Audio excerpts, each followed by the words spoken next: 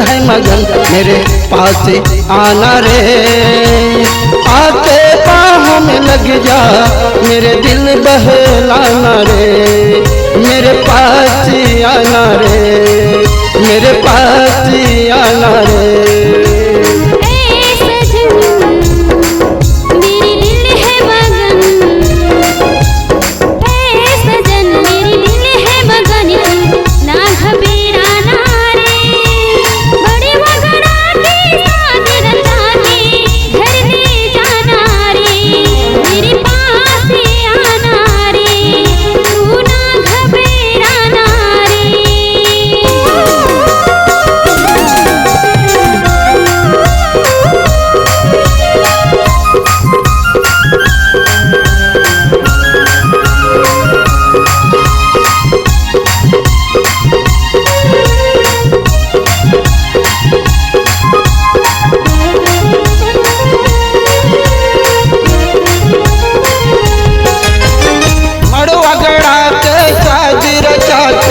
भावरे तोला घुमाऊना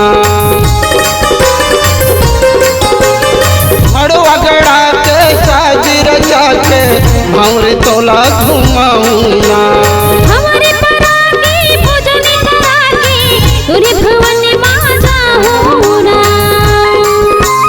हमारे परागी भोजन करागी तुरी भवन माता होना।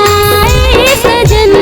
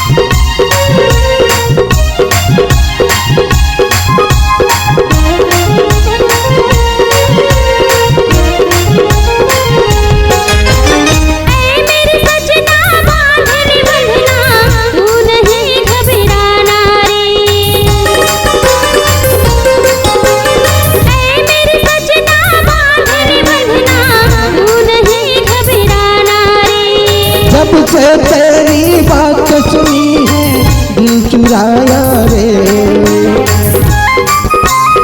ऐसे तूने बात की है मन को भाया रे।